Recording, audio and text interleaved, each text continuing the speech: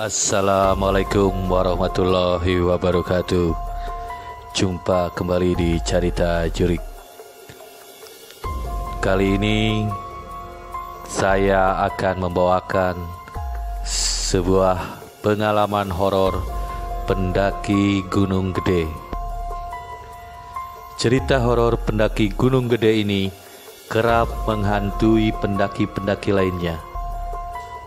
Anda pernah merasakannya juga saat mendaki gunung ini. Pengalaman cerita horor pendaki Gunung Gede ini berasal dari seorang pendaki wanita bernama Putri. Cerita horornya itu telah tersebar luas melalui akun Instagram @mountnesia hingga sampai viral. Apakah Anda pernah mendaki Gunung Gede? Silahkan simak cerita ini.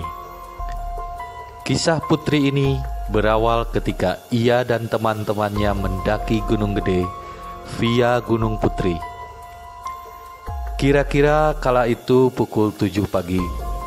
Awalnya ia tidak memiliki perasaan janggal dan buruk dalam pikirannya, hingga ia tiba di Surya Kencana, sebuah lembah indah Gunung Gede yang terkenal cantik dengan edelweiss di sana sini.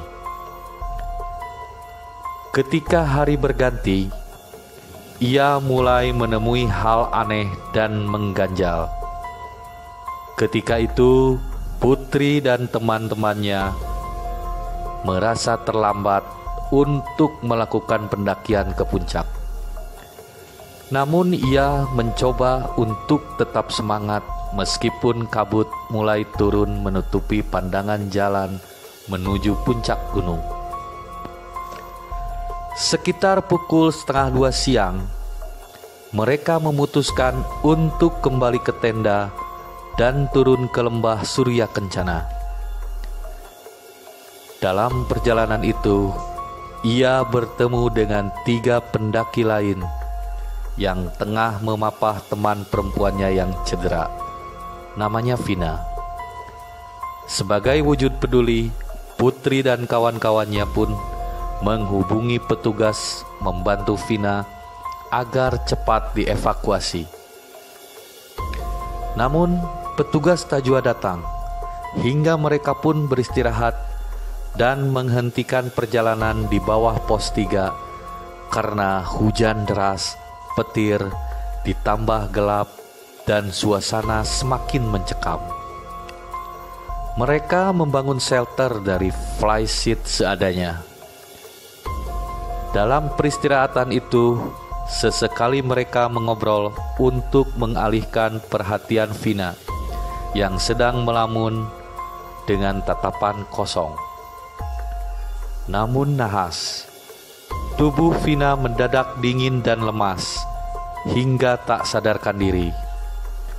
Sontak semua panik dan mencoba menyadarkan Vina dan meyakinkan bahwa perjalanan segera usai. Vina sempat sadar kala itu, namun tatapannya kosong. Wajahnya pun pucat pasi. Saat bersamaan, hujan pun semakin deras dan petir menyambar-nyambar. Keadaan Vina makin parah, bahkan mengeluarkan suara aneh. Tatapannya semakin menyeramkan. Putri dan teman-temannya pun mencoba menyadarkan dengan membaca doa agar Vina segera sadar. Untung doa itu manjur dan membuat Vina sadar. Tetapi keanehan kembali terjadi.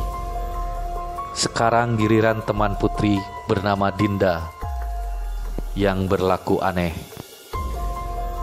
Ia muntah-muntah dan menangis jadi-jadinya. Setelah didoakan, Dinda pun sadar.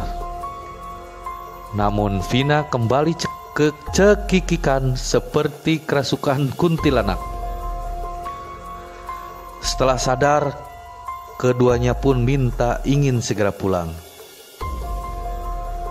Seiring cuaca membaik, perjalanan ke base camp pun dilanjutkan.